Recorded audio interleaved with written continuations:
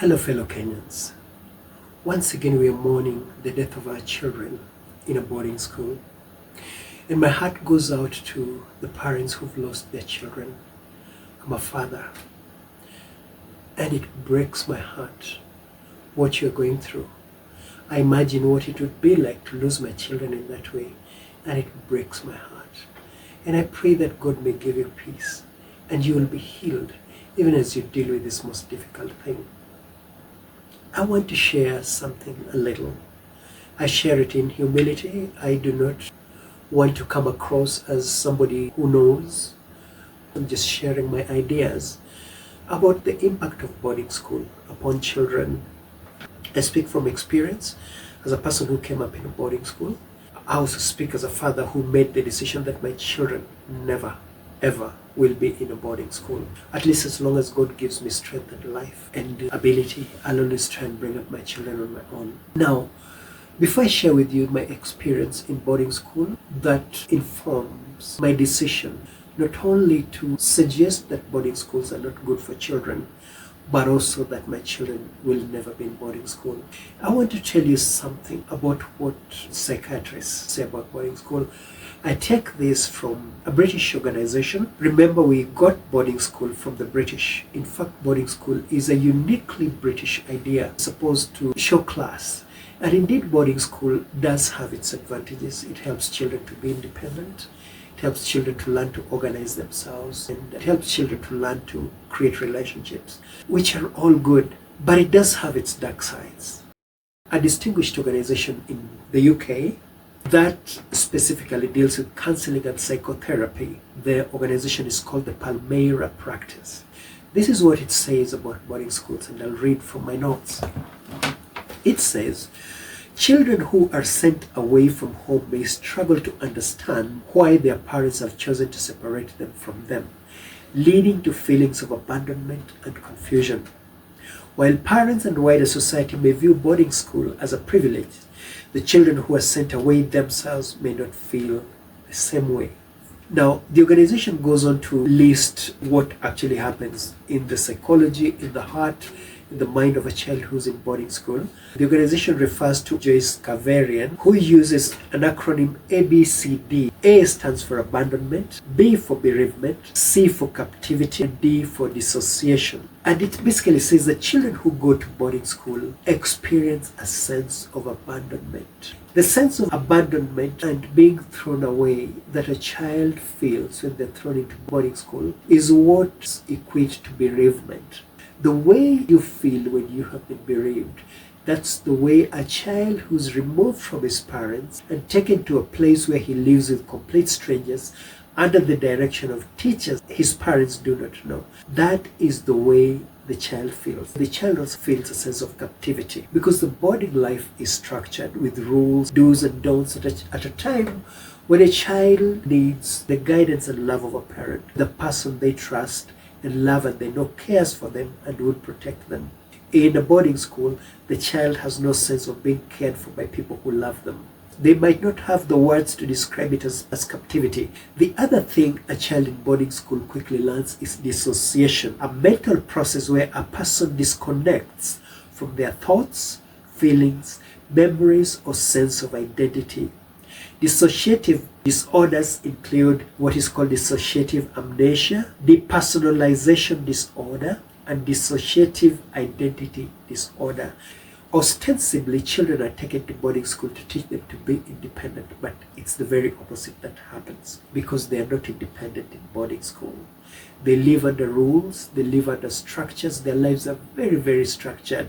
Wake up at this time, eat at this time, only play at this time, spend this time reading, and go to bed at this specific time. So it's actually not independence as we think. Children in boarding school also experience what is called extracurricular stress. Just the very thought that they have to do something, even if they don't feel like doing it at that very specific time. These are things that a Kenyan parent needs to think about before you send your child to boarding school. I'm not saying you shouldn't. I did make the choice that my children were never going to boarding school. My experience in boarding school made me hate school. Even now as we speak, I'd rather study at home and maybe communicate with professors or teachers through the phone, maybe once in a while personally meeting them, but I'd rather study at home. And my desire is that my children study at home. My experience in boarding school was terrible. I know some people love it. There are people who would swear that boarding school did them well. And indeed, as I've said, boarding school is not everything about it is ugly. There are children who come from very poor homes, whereby only in boarding school can they access regular meals. And I think that's understandable. The children who are orphaned, children who are disadvantaged one way or another, to whom boarding school is a godsend. But from where I sit, as a person, I would never want a child in boarding school. I would never allow my children to go to boarding school. And this is my experience. I was in boarding school when I went to secondary school. So I was still a child, technically or legally speaking, but I was fairly grown. And so you can imagine if I, at that age, I went to Form 1 when I was 13. I imagine children who are younger than that being in a place where they're far away from their parents. It is very stressful. In fact, I attribute my poor performance in secondary school to being in boarding school because I had to change schools. The headmaster called my dad and told him, "Your son can't fit in. He seems very lonely," which is actually one of the things psychologists mention about boarding school. There are several things they mentioned which I'd forgotten to mention, but let me mention them for you. Let me just read them from my notes. They list loneliness, abandonment, bullying, abuse, emotional stress, academic challenges, addictions, and fear of failure. I'll refer to some of this when I'm talking about my experience. One of my worst experiences in boarding school was bullying. There was a particular senior boy who took a lot of joy in beating me up. I remember he used to play volleyball. We Form 1s were always put around the field so that when the ball goes out, we'll be the ones to run and pick it up and bring it back to it. And whenever this guy saw me, among the many boys who were around the field, he would say, "You go pick the ball." And whenever I picked the ball, he would pick it with his left hand and slap me with his right hand. I remember one time he slapped me so hard I blacked out. The other thing was loneliness and abandonment. And I imagine that children younger than me went through the same, or rather go through the same. When they talk about addictions and sexual experiences, a lot of boys in my Form 1 class who were introduced to smoking, not just cigarettes, but bang or weed. By the senior boys, you were forced to smoke. They would light up and force you to draw it in. Among the many tortures they had for us was being asked to jump up and never fall back down, like jump up and stay in the air. And in the same way, they forced some boys to smoke. And sexual experience, when I was in Form 1, we had a sports day. This sports day brought in students from the entire district. And one of the senior boys got a girl from one of the girls' schools that were attending and had sex with her. Now, I did not know whether it was a case of rape or consensual. One boy went in and heard all the noises that were coming from this guy's bed and called the rest of us, and we went and we were hearing all this, what we basically call sexual noises. And because most of us at that point were virgins at the age of 13, we were sort of traumatized by all that. But now as an adult, I've wondered, was it consensual? Was that girl forced? That could have been your daughter. And these are some of the things I think about when I think of boarding school.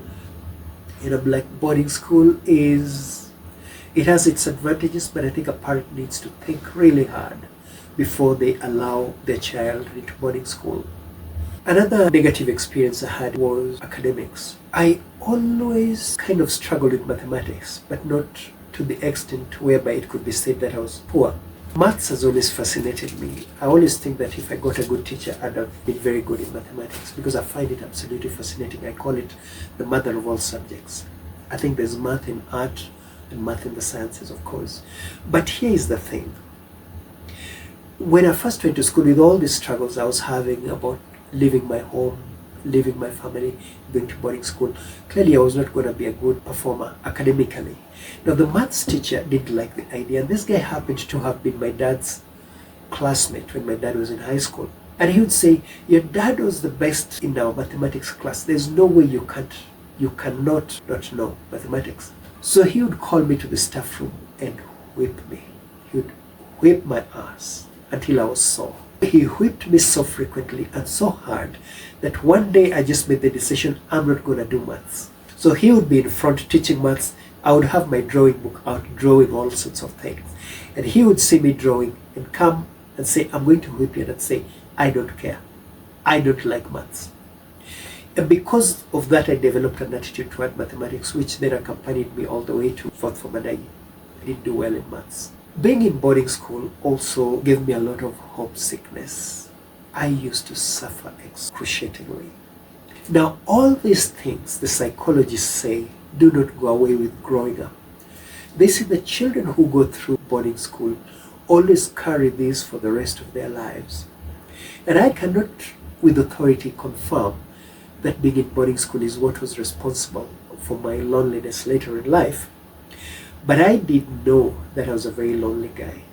Maybe I was lonely because I'm an introvert. I'm an introverted guy. Introverts experience loneliness. But maybe a part of it, as these psychologists say, may have been because of the experience in boarding school. I'm just advising that I think parents should look at these things critically. When they're thinking of all the advantages of boarding school, they should keep this in mind. And I have touched nothing on the issue of security, such as what has happened recently, where a group of little children got burnt in school. A total of 21 children died in a school fire. And this is a very common experience in Kenya. Actually, it's too common because one life lost is one life too many.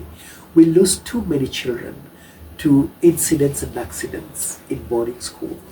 I appeal to my fellow parents that consider really keenly your reasons for taking your child to boarding school. I think if it is because you want them to learn to be independent, I think they're too young to be huddled with the idea of being independent. Let your child learn to depend on you. Only when a child knows real love, real warmth, will they learn to be independent and learn to choose good friends and good company when they're older. I also advise that if your reason for taking your child to boarding school is so that you can have the freedom to work uninterrupted, so you can make money and give your child good education, I think it's not worth the trouble. I think the trouble we go through to bring up our children while working and they're interrupting and they want this and the other is a good experience for both the parent and the child. You are basically modeling for your child how to be a parent. You can have deadlines to beat and your child keeps interrupting. I think it's a good experience. It can be frustrating, but I think it's a good experience for a parent and for the child as well to experience all that. You get to value your child. Your child gets to see you in the best and worst of you, and that's very important for them when they grow up and become parents themselves. I think I'll end it there and just say I wish you well, I wish you God's comfort, and I want you to know that I'm praying for you. You parent who lost a child during this tragedy, you parent who are struggling to provide for your child, to pay for their school fees, all the burdens you feel, all the struggles you feel, I identify because I'm a parent too. And I'm praying for you as I pray for myself as a parent. May God bless you. May God take care of you. May God comfort you. May God watch over your little one and bless their future. Thank you.